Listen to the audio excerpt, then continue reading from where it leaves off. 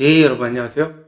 자, 이번 시간에는 상사화라는 노래를 원래 이제 안예은 가수가 불렀던 상사화인데, 자, 임영웅 가수가 이 노래를 불렀습니다. 그래서 이 상사화의 가사를 좀 말씀드리고 저의 느낌을 좀 이야기하는 시간을 가지도록 하겠습니다.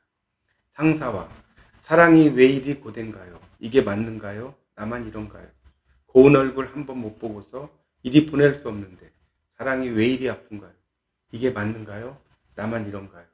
하얀 손 한 번을 못 잡고서 이리 보낼 순 없는데 다시 돌아올 수 없는 그 험한 길 위에 어찌하다 오르셨소. 내가 가야만 했었던 그 험한 길 위에 그대가 오르셨소. 기다리던 봄이 오고 있는데 이리 나를 떠나오. 긴긴 겨울이 모두 지났는데 왜 나를 떠나가오. 다시 돌아올 수 없는 그 험한 길 위에 어찌하다 오르셨소. 내가 가야만 했었던 그 험한 길 위에 그대가 왜 오르셨소. 기다리던 봄이 오고 있는데 이리 나를 떠나오. 긴긴 겨울을 모두 지났는데 왜 나를 떠나가오. 기다리던 봄이 오고 있는데 이리 나를 떠나오. 긴긴 겨울 지났는데 왜 나를 떠나가오. 이런 노래입니다. 이 상사화라는 것은 여러분 아시다시피 상당히 좀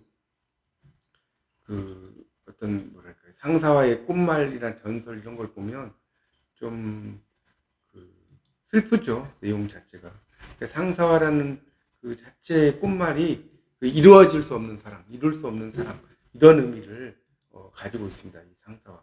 그러니까 서로 생각하는 꽃이다, 뭐 이런 뜻이죠. 상사, 서로 생각한다는 그런 의미인데, 그래서 꽃과 잎만 달 수가 없다는 거죠. 그래서 이 꽃이 상당히 그런 어떤 슬픈 현실을 가지고 있고, 상사화는 외떡잎 식물이고요. 백합 속 수선학과의 여러 해살이 풀이라고 할 수가 있겠고, 꽃말은 이룰 수 없는 사랑이고, 상사화라는 이름 또한 꽃이 필 때 잎은 없고 잎이 자랄 때 꽃이 피지 않죠. 그러니까 서로 볼 수가 없죠.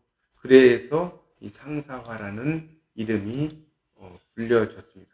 그래서 여러분이 상사화라는 꽃을 이렇게 보시면서 이런 노래를 또 생각을 해보시고요. 또 이 상사화라는 노래를 또 임영웅이 또 부른 그런 노래, 이것도 한번 같이 들어보세요. 그래서 안예은이 부른 상사화와 또 임영웅이 부른 상사화, 이런 것을 이제 여러분이 좀 같이 공부를 해보시면 또 재밌는 어떤 시간이 되지 않을까, 이런 생각이 듭니다. 이 상사화라고 하는 것은 전설상으로도 좀 이루어지지 않는 그런 어떤 사랑, 이런 의미를 가지고 있습니다. 이 의미 자체가. 그래서 그런 의미가 있는데요. 이 상사화는 이제 수선화과에 딸린 여러 해살이 풀이죠. 꽃줄기 높이가 한 60cm 정도 되고요. 땅속 비늘줄기는 둥글고 껍질에 흑갈색의 수염 뿌리가 있고 잎은 넓은 선형인 꽃이고요. 여름에 연붉은 자줏빛의 깔때기 모양으로 된 꽃이 선형 꽃차례로 피는데 6조각의 꽃잎이 피어납니다. 그래서 이제 이 상사화 꽃이 이제 개난초라고도 이야기한대요. 이 상사화를. 그래서 이제 서양 사람들은 이 상사화를 죽은 나리가 다시 소생해서 피었다라고 해서 레저렉션 릴리라고 이야기하고요. 또 나리가 요술을 부려 잎도 없이 꽃이 피었다, 매직 릴리라는 말도 쓴다고 합니다. 그래서 이제 상당히 10여 종이 자생을 많이 하는 그런 식물이라고 볼 수가 있습니다. 이 상사의 알뿌리, 비늘줄기는 한방에서도 이제 쓰이고, 이 체내 수분의 흐름을 다스린다고 할 수가 있고요.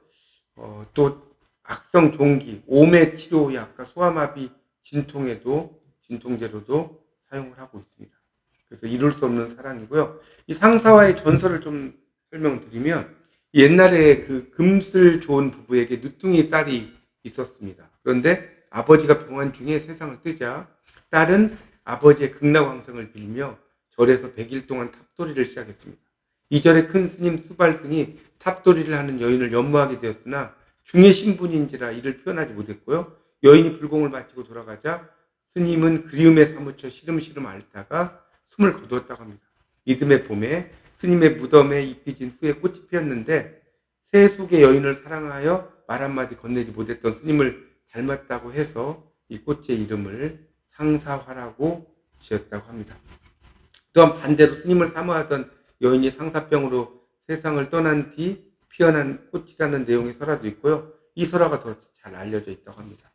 그러니까 스님을 사모하던 여인이냐 또 그 여인을 사모하던 스님이냐 이렇게 볼 수가 있는데 이 상사화는 토지를 별로 가리지 않아요. 그래서 어디서든지 잘 자라고 또 양지에서 잘 자라긴 하지만 햇빛이 잘 드는 반 그늘에 다소 습한 곳이 좋고요. 씨는 맺지 못하며 새롭게 생겨난 비늘줄기를 이제 나누거나 인공적으로 이제 나눠서 번식시키는 식물이고요. 원뿌리 옆에 새로 생기는 비늘줄기를 9월 하순부터 10월 초 사이에 나누어 심으면 됩니다.